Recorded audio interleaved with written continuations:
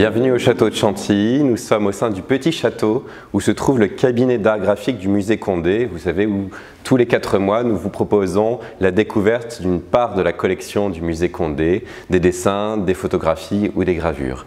Et pour cette saison, entre le 7 août et le 7 novembre 2021, nous vous proposons la redécouverte ou la découverte d'un fonds incroyable de dessins de la Renaissance française, ceux de l'école de Fontainebleau. Alors, l'école de Fontainebleau, c'est une notion qui est née au XIXe siècle pour caractériser un nouveau langage, né des chantiers menés par Rosso Fiorentino et Primatis notamment, puis Niccolò della Batte au sein des décors du château de Fontainebleau, où ils vont inventer un nouveau type de décoration ou d'ornement, avec des stucs, avec des fresques qui font appel à des ornements assez particuliers, des cuirs enroulés, des têtes de poutis, des guirlandes de fruits et de fleurs, des encadrements qui vont devenir aussi importants que les scènes centrales des fresques et des décors de Fontainebleau. Et tout ce vocabulaire assez neuf, qui vient en partie d'Italie, qui est acclimaté à la France et aux foyers artistiques français, vont se diffuser notamment à travers le dessin. Et c'est tout ce que l'exposition va vous montrer.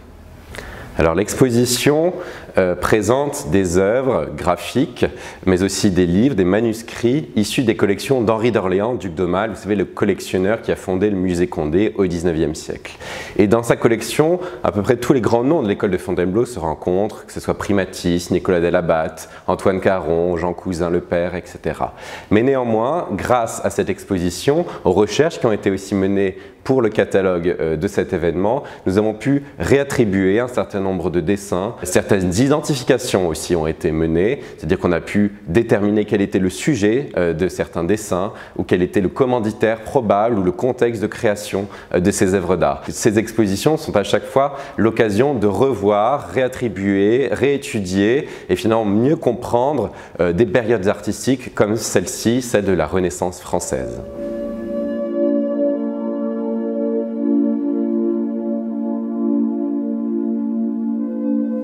L'exposition commence avec le morceau de consistance. Ce sont ces fabuleux dessins dus à Primatis, l'un de ces deux artistes italiens avec Rosso Fiorentino, qui vont être appelés par François Ier au château de Fontainebleau pour le décorer à fresques et à stucs dans les années 1530. Et nous sommes justement face à un des chefs-d'œuvre absolus de Primatis, cet artiste originaire de Bologne qui va travailler ensuite à Mantoue, au Palais du Thé, avec Giulio Romano, qui est lui-même l'élève de Raphaël. Donc cet artiste italien, appelé dans notre contrée, va peindre à fresque la scène centrale de peut-être du chantier et du décor le plus important de l'école de Fontainebleau, c'est la galerie François Ier du château de Fontainebleau. Et au centre de cette galerie se trouve une nymphe qui est préparée par le dessin qui se trouve juste derrière moi, c'est Danaé, cette très séduisante nymphe qui va être fécondée par Jupiter changé en pluie d'or. Et on a ici le vocabulaire bellifontain qui se met en place. C'est-à-dire que vous avez une jeune femme alanguie, séduisante, érotique même, avec ses membres très allongés, expressément allongés, et qui ici contraste par sa jeunesse, par sa beauté, avec sa vieille servante, qui rappelle d'ailleurs là l'art de Rosso Fiorentino, qui est un peu le mentor de Primatis à Fontainebleau. Donc on a un peu la jeunesse et la vieillesse, la beauté et la laideur qui viennent ici un peu en contraste. C'est un dessin aussi qui est magistralement exécuté par sa technique, avec ses lavis d'encre, avec ses rehauts de blanc qui viennent creuser les ombres et les lumières, justement pour ici guider l'atelier qui va peindre à fresque cette scène. Comme vous le voyez, ce dessin est quadrillé, c'est-à-dire qu'il est mis au carreau pour qu'ensuite on puisse le représenter, le reporter à une échelle plus grande sur un carton puis sur une fresque. Donc c'est un dessin d'usage qui était destiné par le maître à ses élèves, à son atelier, afin de devenir ensuite une fresque. Et ce qui est encore plus important, c'est que nous sommes ici devant le seul dessin conservé au monde préparatoire à la galerie François Ier de Fontainebleau. Et c'est grâce au duc d'Aumale que cette pièce unique est ici présentée à Chantilly.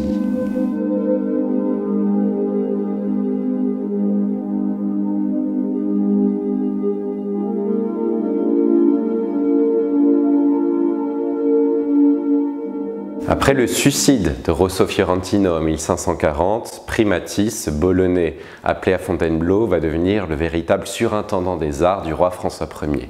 Et il va conserver cette fonction sous son fils Henri II, après 1547, et va mener des chantiers de peinture à fresque, des chantiers aussi de sculpture, voire même d'architecture. Et nous sommes ici face à un dessin qui est préparatoire à un des grands chantiers décoratifs du règne d'Henri II. C'est celui de la salle de bal du château de Fontainebleau qui va être peinte à fresque par Niccolò dell'Abate, un artiste italien venant de Modène, appelé en 1552 à Fontainebleau. Et Niccolò dell'Abate va travailler selon des dessins de Primatis, et notamment les dessins que vous voyez ici. Primatis va devenir et rester finalement prépondérant à Fontainebleau jusqu'à sa mort en 1570. Alors ce dessin qui est fabuleux par sa technique, cette sanguine qui est très italienne d'ailleurs, hein, qui fait penser à Raphaël, à Giulio Romano, à toute cette école qui aimait ce médium assez majestueux dans le rendu des modelés, des ombres et des lumières. Ici, il livre un dessin pour un écoinçon, c'est-à-dire la partie qui est délimitée par deux arcades, devait être peint à fresque au sein de la salle de bal d'Henri II à Fontainebleau. Alors c'est assez neuf d'avoir une salle de bal dans un château français. D'ordinaire, et notamment au Moyen-Âge, on avait plutôt des architectures éphémères qui étaient temporairement installés pour des banquets, pour des joutes, pour des événements, des mariages. Et ici, Henri II, un peu à la manière italienne, a souhaité avoir un espace dédié pour toutes les fêtes qu'organisent les Valois dans la deuxième moitié du XVIe siècle. Et prochainement, une exposition dédiée aux fêtes au temps des Valois sera présentée au château de Fontainebleau à partir du mois d'avril 2022. Alors ici, c'est un rare dessin majestueux de Primatis qui représente le banquet de Bacchus. Vous avez ici, tout au fond, au centre, le dieu du vin, avec tous ses convives autour d'une table, avec un amoncellement de figures, une sorte d'horreur du vide qui est ici exprimée. Et ce qui est intéressant, si on regarde plus précisément les motifs, c'est qu'on a un peu les deux sources d'inspiration de la Renaissance française qui sont ici établies. Vous avez le dieu du vin, Bacchus, qui emprunte la position et même la corpulence d'un antique, d'une statue antique, qui est l'Apollon du Belvédère, l'un des antiques les plus connus au monde, qui est aujourd'hui au Vatican, qui était à Rome au XVIe siècle, qui était connu et que Primatis d'ailleurs a copié pour le compte de François Ier. Il en a fait un tirage en bronze, toujours d'ailleurs conservé à Fontainebleau. Et juste en bas, vous avez deux messieurs vus de trois quarts, avec des corps très allongés, très musclés, qui font penser là plutôt à Michel-Ange, c'est-à-dire la deuxième source d'inspiration pour la Renaissance française. Vous avez d'une part l'Antiquité, d'autre part la Renaissance italienne. Et ici, ce sont deux figures qui font penser au jugement dernier de Michel-Ange à la chapelle Sixtine, ou alors même au plafond de la chapelle Sixtine où on avait ce qu'on appelait des ignudi, c'est-à-dire des figures masculines nues, de dos, musculeuses, avec des torsions et des silhouettes tout à fait caractéristiques que nous retrouvons ici. Et on sait que Primatis, par ses nombreux voyages à Rome, a pu rencontrer Michel-Ange et qu'il a même pu aussi avoir connaissance des dessins de Michel-Ange, notamment des dessins qui étaient envoyés à la cour de France. Et c'est à l'époque de l'école de Fontainebleau justement qu'en France que le dessin va prendre un relief, une importance toute particulière. Et donc c'est finalement tous ces messages qui sont contenus dans cette incroyable feuille.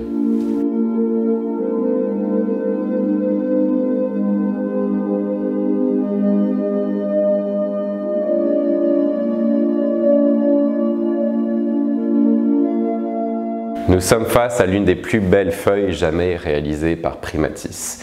C'est une nuée angélique, une ronde d'anges qui montre l'étoile de Bethléem qui annonçait la naissance du Christ. C'est une fabuleuse sanguine, cette technique qui s'est développée en Italie et qui s'est acclimatée aux foyers artistiques français, avec ici une influence de Corrège, de Parmesan, tous ces artistes de l'Émilie-Romagne que connaissait bien Primatis, il était lui-même originaire de Bologne. Alors c'est une feuille très importante qui montre que Primatis n'a pas seulement travaillé pour les rois de France, il a aussi travaillé pour les grands du royaume, et notamment une famille très importante qui est la famille de Guise, originaire de Lorraine, qui a été une famille importante à la cour de France et qui, dans cette deuxième moitié du XVIe siècle va être le fer de lance du camp catholique dans le contexte des guerres de religion. Et cette famille avait un hôtel à Paris, là où se trouvent actuellement les archives nationales, qui était l'hôtel de Guise, où se trouvait notamment toute une chapelle qui, en 1555, a été décorée à fresque par Primatis et Niccolò della Batte. Et Primatis a livré un certain nombre de dessins pour les décors de cette chapelle, et notamment ici pour le plafond qui se trouvait juste au-dessus de l'autel, donc vraiment la partie la plus sacrée de ce lieu, qui était une sorte de manifeste de la foi très orthodoxe de la famille de Guise. Et donc, vous aviez au-dessus de l'autel l'étoile de Bethléem et tous ses anges, et sur les parois, vous aviez le cortège des rois mages qui prenait les traits de tous les membres de la famille de Guise. Alors, au-delà de ce message très important, cette iconographie très étudiée, ce qu'on voit, c'est ces pieds qui virevoltent, ces drapés, ces vues da sotto in su, c'est-à-dire ces raccourcis très italiens d'ailleurs, qui font penser, je le disais, à Corrège, au Parmesan, mais aussi à Michel-Ange. Et puis, ce caractère extrêmement maîtrisé de cette technique assez compliquée, qu'est la sanguine, ces plis creusés par ces réaux de blanc, c'est une feuille magistrale qui montre que la Renaissance française n'a rien à envier à la Renaissance italienne. Cette feuille, conservée à Chantilly, ne peut pas voyager. Elle ne peut être montrée, selon les conditions testamentaires du Thomal, qu'à Chantilly. Et elle n'a été montrée la dernière fois qu'à la fin des années 1990, donc c'est une véritable redécouverte pour bon nombre de spectateurs et de visiteurs que de voir l'une des plus belles feuilles de la Renaissance française exposée donc jusqu'au 7 novembre prochain.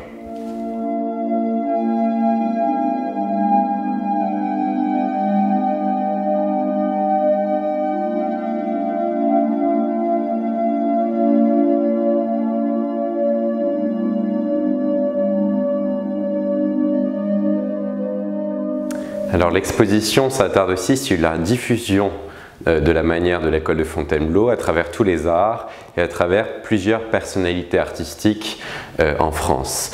Et un artiste a été relativement récemment redécouvert, il s'appelle Baptiste Pellerin. C'est un artiste qui était présent dans les archives et auquel on a pu attribuer tout un corpus d'œuvres qui était autrefois donné à Étienne Delaune, qui est un graveur qui a été mis à l'honneur il y a quelques temps au château d'Écouen dans une très belle exposition. Alors Baptiste Pellerin est plutôt un dessinateur qui fournit des modèles justement à des graveurs comme Étienne Delaune, mais aussi à des orfèvres, à des lissiers, à des peintres, pour réaliser toutes sortes d'œuvres d'art. Ici, par exemple, nous avons un dessin superbement conservé qui est un petit patron pour une tapisserie, dû justement à Baptiste Pellerin, justement. Alors, ce qui est intéressant, c'est que nous avons affaire ici à l'un des 7 arts dits libéraux, c'est-à-dire ici la géométrie. Vous avez un certain nombre de géomètres, d'hommes qui sont en train de mesurer le monde, des cubes, des puits, etc. Et ils ont une attitude tout à fait humaniste, c'est-à-dire que c'est l'homme et ces nouvelles sciences qui occupent le centre des préoccupations et non plus Dieu.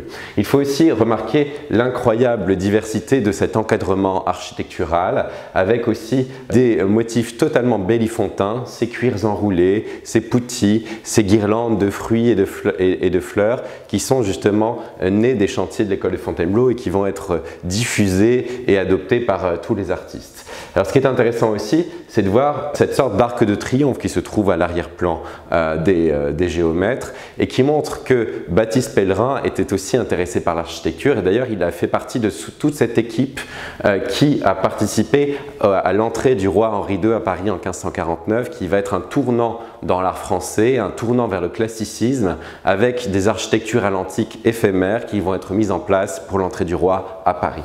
Et c'est un peu ce souvenir-là qu'on voit ici représenté. Et puis enfin, si on regarde le centre de cette feuille, avec cette pointe fuite extrêmement aboutie, extrêmement maîtrisée, on voit une petite ligne en diagonale qui est normalement une ligne de travail qu'on devait effacer, et là l'artiste l'a repassée à la plume. Et c'est une sorte de signature, c'est-à-dire qu'il montre que lui-même a fait acte artistique et qu'il ne s'efface pas derrière son œuvre. Alors ce dessin fait partie de toute une série qui est conservée de par le monde, il y en a à Stockholm, à Orléans, au Louvre, donc des petits patrons, des petits dessins destinés à être tissés par la suite, à en fournir des modèles pour des tapisseries.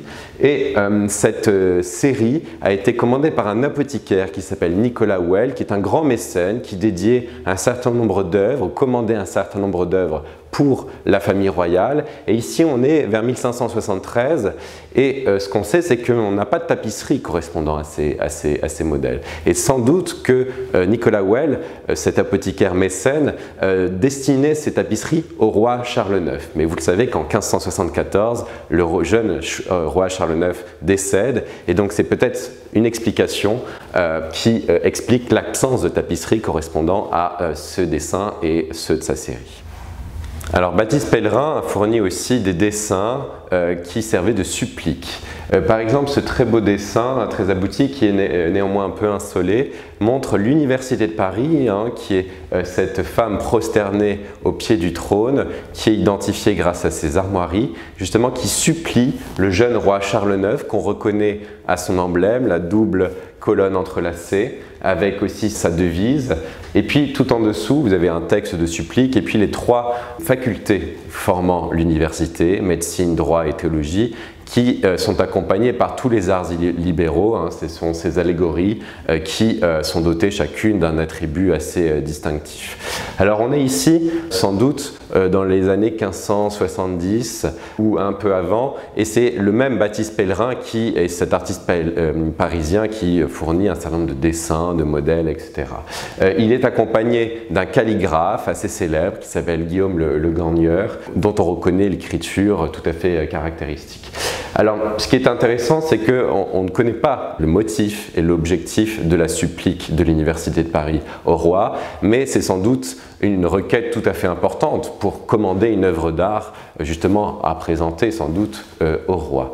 Alors dans ces années-là, il faut savoir que on est en pleine guerre de religion et que l'Université de Paris ou un certain nombre d'enseignants, de professeurs à l'Université de Paris demandent au roi Charles IX de chasser les professeurs protestants. Donc s'agit-il justement de l'objet de cette supplique? C'est difficile à dire. Néanmoins, ce qui est intéressant, c'est que Baptiste Pellerin est justement quelqu'un qu'on va solliciter pour des grandes commandes royales, comme ici, ou des grandes commandes aristocratiques, comme le manuscrit issu de la bibliothèque du musée Condé qui se trouve juste en dessous, avec une superbe page enluminée tout en grisaille, due au même Baptiste Pellerin, qui utilise tout un vocabulaire ornemental extrêmement bellifontain, des cuirs enroulés, une architecture tout à fait maîtrisée, des fruits, des fleurs, des angelots allongés ou alanguis. Et puis au centre, vous avez Orphée qui chante, qui joue de sa lyre sur les flots. C'est un recueil poétique qui a été composé par un certain Vatel, qui ne doit pas être confondu avec le Vatel du XVIIe siècle, celui qui a été le maître d'hôtel du Grand Condé. Ici, c'est un grand poète du XVIe siècle qui a produit ce texte destiné à la haute aristocratie française.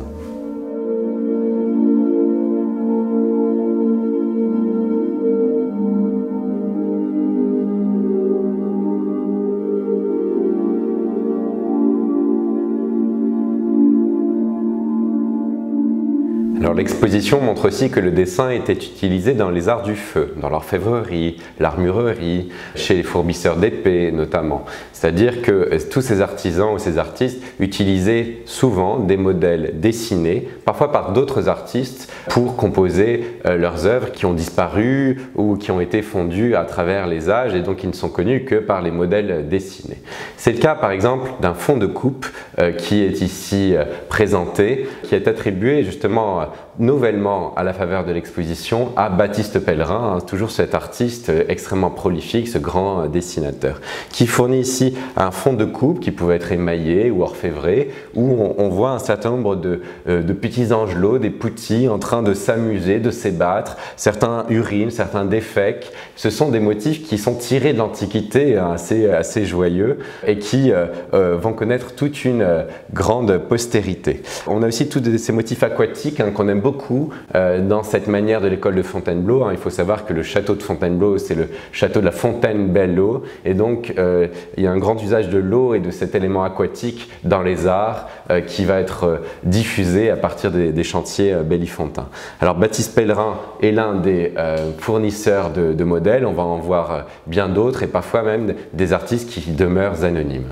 Alors l'exposition montre un certain nombre de modèles dessinés pour l'armurerie, pour l'orfèvrerie. C'est le cas ici de ce dessin assez technique, hein. Vous voyez, il est assez plat. Il était dessiné justement à un orfèvre, qui est un dessin extrêmement bien conservé, hein, qui a été remonté pour l'exposition, où on voit quasiment 2 dimensions, hein, le projet d'une coupe orfèvrée, munie d'un couvercle, hein, qu'on pouvait soulever avec cette anse en forme de serpent. Et il y a toute une thématique assez intéressante, une iconographie assez élaborée à cette coupe, c'est celui de l'abeille. Vous avez l'abeille qui est tout un essaim d'abeille qui est en train de piquer Cupidon, et juste à côté, dans ce cartouche supérieur sur le couvercle, Cupidon qui se plaint des abeilles à sa mère Vénus. En fait, c'est une signification assez simple, hein. C'est l'amour qui se plaint des souffrances de l'amour qui est ici représenté. Et juste en dessous, vous avez des abeilles sur le pied qui sont en train de monter sur une sorte de treillage en osier qui représente une ruche. Vous avez des essaims qui butinent les fleurs, et puis sur le cartouche central, vous avez un éléphant qui écrase une abeille. Et là, c'est assez intéressant. Ce qu'on peut faire, c'est relier cette iconographie à celle du château de Fontainebleau, notamment la galerie François Ier, où Rosso Fiorentino avait imaginé toute une scène représentant un éléphant doté des fleurs de lys royales. Et en fait, l'éléphant est un des emblèmes de François Ier, un des emblèmes de la royauté française au XVIe siècle, et cet éléphant peut justement être relié à la monarchie française. Donc ce qui pourrait être interprété comme étant la monarchie française qui vient justement écraser ce qui causait les souffrances de l'amour, et donc rétablir une sorte de concorde et d'harmonie et d'amour universel. Alors toute cette iconographie extrêmement élaborée pourrait justement être inventée, imaginée pour une coupe qui pouvait d'ailleurs être produite à l'occasion de noces royales. C'est une hypothèse de travail, évidemment, nous n'avons pas d'archives, pas de documents, c'est d'ailleurs un dessin qui est anonyme, mais on se plaît à croire que tous ces cartouches extrêmement élaborés ont été imaginés dans cet objectif.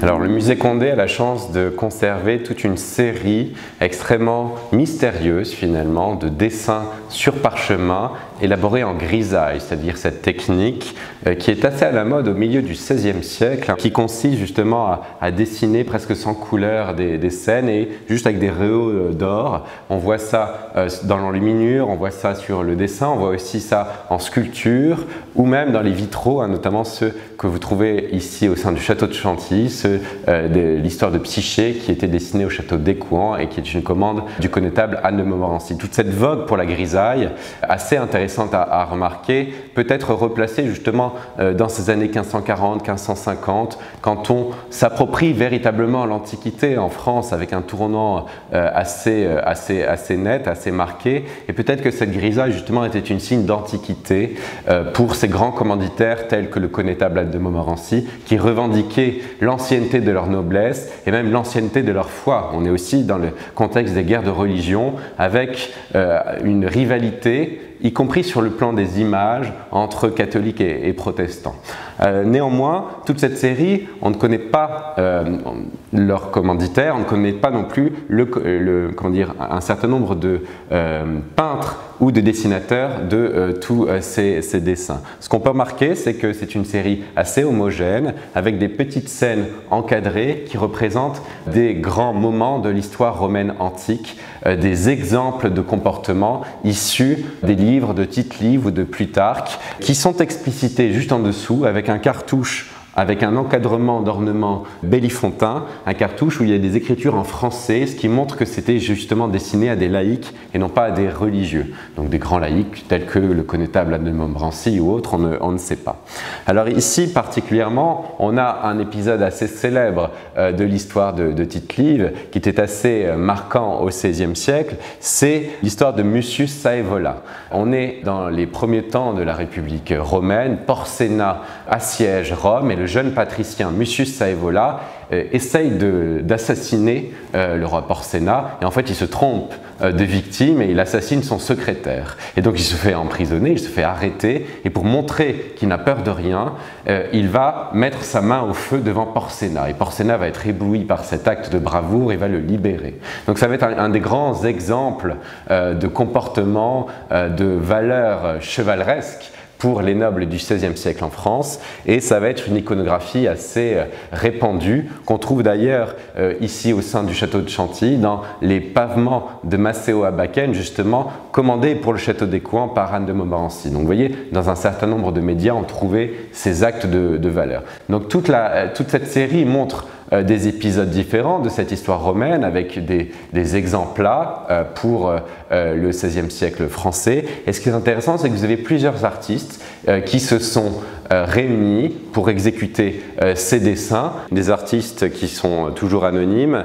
Mais on a aussi l'un des grands peintres du milieu du XVIe siècle, originaire de Sens, actif à Paris et dans sa région, c'est Jean Cousin le Père. Ce peintre est aussi actif dans un manuscrit extrêmement important qui est ici conservé dans la bibliothèque du musée Condé et qui est présenté juste en dessous. Donc c'est le livre d'heures du connétable Anne de Montmorency. Alors vous savez, Anne de Montmorency, c'est le personnage le plus important des cours de François Ier et d'Henri II, une sorte de premier ministre, hein. C'est le connétable de France, chef des armées royales. À la fin du règne de François Ier, le connétable est disgracié, il est renvoyé dans ses terres d'Écouen, de Chantilly et autres. Et ce n'est qu'à partir de 1547, quand Henri II est sur le trône, qu'il rappelle le vieux connétable, qui avait une sorte de relation filiale avec lui. Et à chaque fois qu'Anne de Montmorency a un tournant dans sa carrière, il commande un livre d'heures, c'est-à-dire un livre de prières. Et ici, c'est sa revanche, et donc il va demander à tous les grands artistes, les plus grands artistes de son temps, on est vers 1547, 1549, de participer à l'élaboration de son fabuleux livre d'heures, qui est peut-être le manuscrit le plus important du milieu du XVIe siècle en France.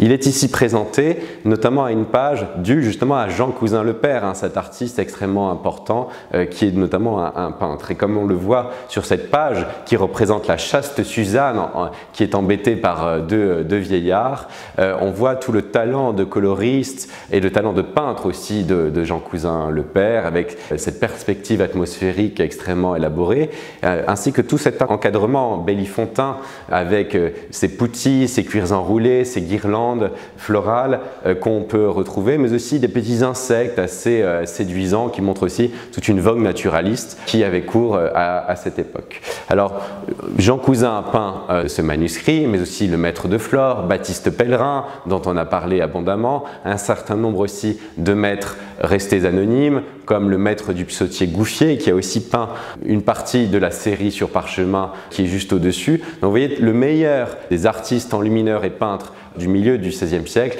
a été appelé pour décorer ce fabuleux livre d'heures présenté ici à Chantilly.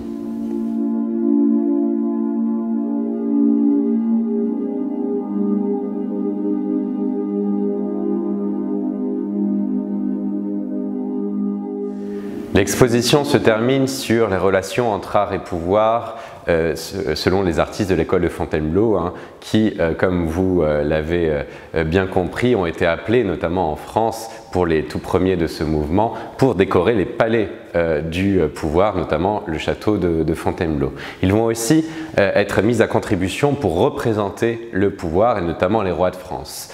Alors, c'était principalement d'abord la mission des portraitistes du roi, Jean et François Clouet, ces portraitistes officiels qui sont évidemment éminemment représentés dans la collection du musée Condé. Ici, nous avons le roi Henri II qui est représenté à cheval. Il y a une représentation équestre tout à fait importante parce qu'il y a une obsession des rois de France au XVIe siècle, c'est d'avoir leur propre statue équestre justement à la manière de l'Antiquité, comme la statue de Marc Aurèle au Capitole ou comme les grands de l'Italie du Nord pendant la Renaissance italienne. Néanmoins, c'est quelque chose d'assez compliqué à réaliser techniquement, une statue équestre, grandeur nature, voire plus grande que nature. Léonard de Vinci s'était d'ailleurs frotté à cet exercice au début du règne de François Ier et n'a pas abouti ce projet. Et puis, c'est Rustici qui va être appelé par François Ier, ce grand sculpteur florentin, pour réaliser ce défi qui va demeurer vain. Puis sous Henri II, on va avoir plusieurs tentatives. Catherine de Médicis va continuer aussi. On va faire appel à Michel-Ange qui n'a pas le temps, qui va dépêcher Daniele dal Volterra. Enfin, tout ça ne va pas aboutir. Et donc les rois de France au XVIe siècle n'auront pas de statue équestre à la manière des grands empereurs de l'Antiquité, mais vont se contenter de représentations en 2 dimensions, que ce soit des dessins, des gravures ou des peintures, des portraits équestres qu'on retrouve ici dans la dernière salle de l'exposition. Et donc ce sont les Clouet, ces portraitistes du roi, qui vont fournir un modèle, une sorte de prototype pour François Ier et ensuite pour Henri II. Ici on a François Clouet pour Henri II, où on voit un cheval harnaché comme un cheval de parade avec ce plumet sur la tête, et puis le roi Henri qui revêt une sorte d'armure milanaise, telle qu'on peut en trouver dans certaines collections, et qui est reconnaissable à son profil, à son toquet. Et ce prototype va être ensuite utilisé par des artistes plus proprement bellifontins, et c'est le cas d'Antoine Caron qui avait travaillé avec Primatisse à la Galerie du Lys, au château de Fontainebleau notamment, et qui va être un éminent peintre et fournisseur de modèles pour la tapisserie, pour des tableaux ou des portraits.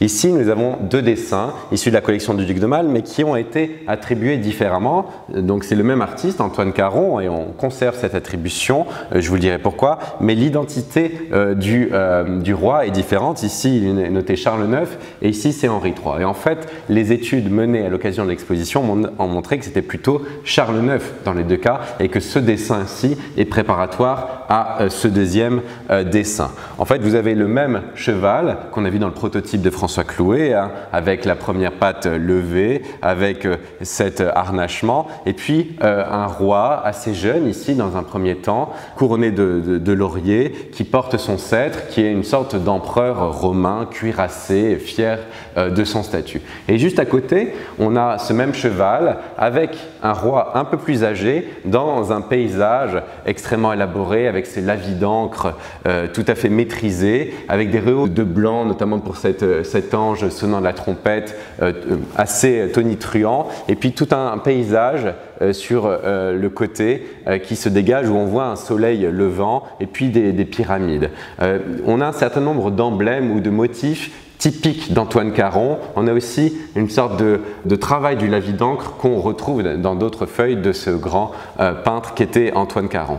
Alors le modèle ici, selon nous, est en fait Charles IX qui a voulu se vieillir. En fait, Charles IX n'assumait pas tout à fait son âge. C'était un jeune roi qui, pour asseoir sa puissance, sa domination, et même un peu se détacher de Catherine de Médicis, la reine-mère, a voulu être représenté un peu plus vieux qu'il ne l'était. On le voit ça dans des portraits de Clouet, on voit ça aussi finalement chez Antoine Caron. Et en fait, ce qui corrobore cette identification, c'est que derrière se trouve un soleil levant. Et en fait, depuis 1570, depuis son mariage avec Élisabeth d'Autriche, depuis aussi la paix de Saint-Germain, Charles IX a comme emblème le soleil. C'est le premier roi soleil de l'histoire de France. Ce n'est pas finalement Louis XIV, c'est Charles IX le premier roi soleil. Donc c'est tous ces éléments, le fait que Charles IX veuille à chaque fois se vieillir, qui nous font dire que ce dessin est préparatoire à celui-là et qu'on a affaire finalement au même roi, au même prince. C'est Charles IX qui est finalement pas tout à fait reconnaissable pour les raisons que je vous ai dites, et aussi pour le fait qu'Antoine Caron n'est pas un grand portraitiste, ce n'est pas un Clouet, c'est plutôt un grand peintre qui va ici représenter un dessin qui est préparatoire sans doute à quelque chose de plus ambitieux, peut-être un grand portrait peint équestre, parce que ce dessin ici très élaboré, très abouti, qui pouvait être présenté au commanditaire et mis au carreau, c'est-à-dire qu'ensuite on pouvait reporter la composition sur un autre format.